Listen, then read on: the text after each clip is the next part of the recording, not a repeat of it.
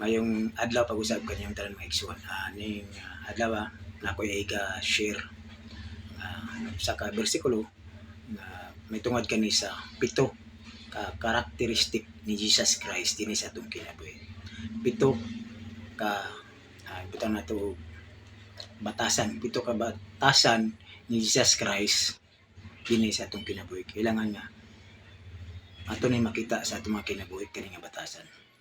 Ang akong bersikulo mabasa na to sa Galatia 2:20. Nagaingon dire, gilansang ako sa krus uban kang Kristo. Dili ako ang nabuhi, kun dili si Kristo ang nabuhi sulod kanako.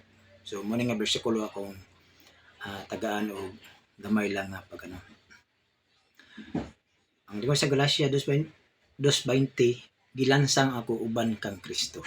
So kay gilansang naman to uban kay Kristo, ibig sabihin bag-o na tang tao, di na ta ingon nawala na ang daan kundi ang bag-o na mo na giningon niya na bag-o na ta, gibag-o na ta once gidawat nato si Jesus Christ. Once dawato nato si Jesus Christ at mga kinabuhi, mahimo na itang bag-o. Mo na gitawag sa uban nga na born again. Natawo ta pag-usab diha kang Kristo. Wala ta natawo physically nga gianak tag-usab, kundi natawo ta diha sa espirituhanon nga kinabuhi, dili sa physical. Kay once mo gidawat nato si Jesus Christ atong kinabuhi, ang Holy Spirit nga may mupuyo sa atong kinabuhi. Ang Holy Spirit man na siya kuha atong kaugalingon ba nga i-convict ta ba nga mag-usab sa atong dating gawi sa atong kinabuhi. Kay mo magingon rin sa Galatia 2:20 nga gilansang ako uban kang Kristo ug dili ako ang nabuhi kundi si Kristo ang nabuhi diri sulod nako. Amen. So karon isgutan nato ang pito ka characteristic of Jesus Christ atong kinabuhi. So dapat kung imong gi-claim nga Kristohanon ka o ingon ka nga na born again ka, na usab ka, na bag-o na ka, dapat naani makita sa imong kinabuhi ning pito ka batasan. Imo man gi-claim nga si Jesus Christ na imong Savior. Si Jesus Christ na ang imong Lord and Savior sa imong kinabuhi. Imo siyang gidawat sa imong kinabuhi. Once imo siyang dawaton sa imong kinabuhi, dili na ang imong batasan ang matuman, dili na ang imong pagbut matuman sa imong kinabuhi, kundi mismo si Jesus Christ na. Ang Holy Spirit na mo mag-command sa imo. Kay ngano man na naman ang conviction sa imong kagalingon ba nga ay mali ni, dili ni. Dapat si Jesus Christ ang makita sa atong kinabuhi. Una, mapahiubsanon. Dapat kabalutan mo paubos sa atong mga kinabuhi. Kay sagaran yun, daghan kong na obserbahan yun. Dili lang kay ka ng mga tao nga wala gasimba, kundi nasa simbahan. Mismo pa ang ang mga kadagkuan niya nasa simbahan, dili kabalo mo paubos. Wala silang pagpaubos. Mukalit lang singka, mukalit lang kasuko. So nabay tawag nga mga paibsano, mo ba na batasan ni Jesus Christ ilang makinabuhi. So sa kana lang gudaan, mapahiubsanon. Dapat kabaluta mo paubos. Kung naka ni, so ikaduha, maluluyon. Kabalo na ta maluoy. Doon na natin pagbati sa kaluoy sa ubang tao.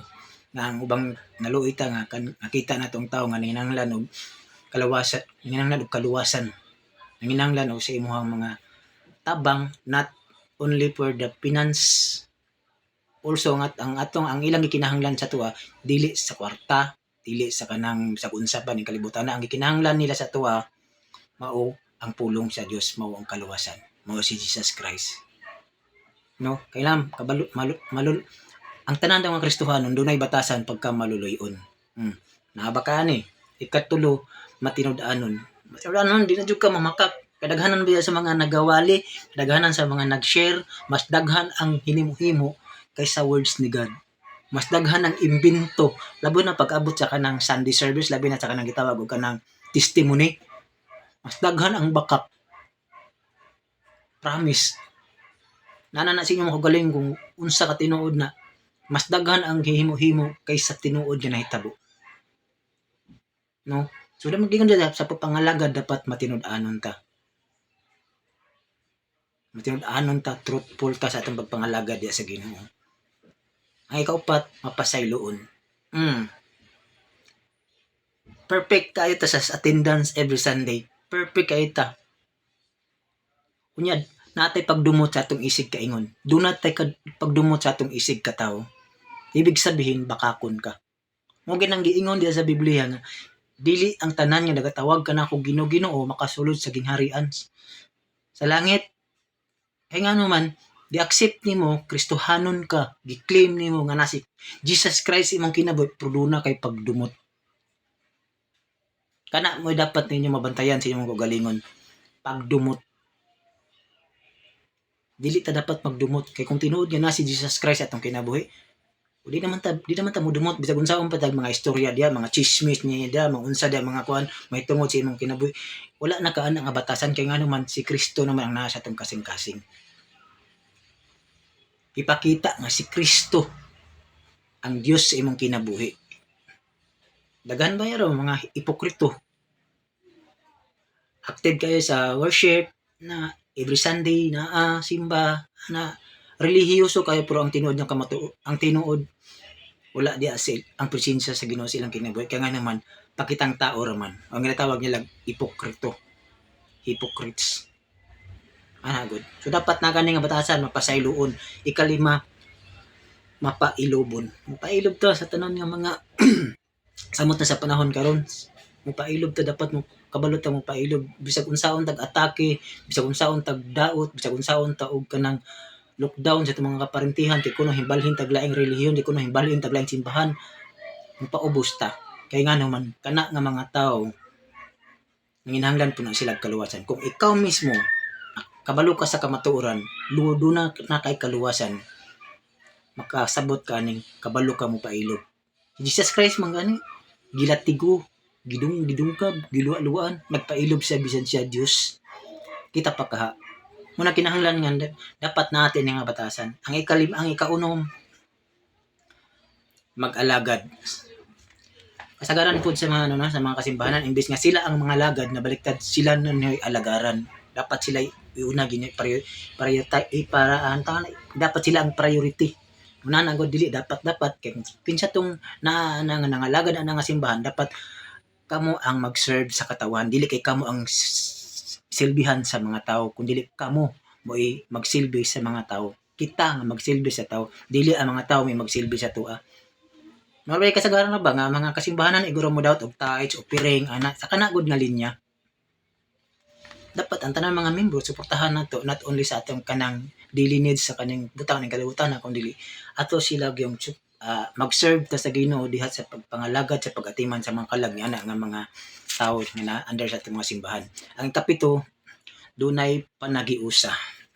Remember, daghan mga kasimbahanan nagaklaim nga sila Kristohanon pero wala sila'y panagiusa. Ngano man, mingon tag walay panagiusa, magdinautay man, Katoliko versus Protestante, Katoliko versus Sabadista versus INC, magdinautay man sila asa man ang tinuod diha nga Kristohanon.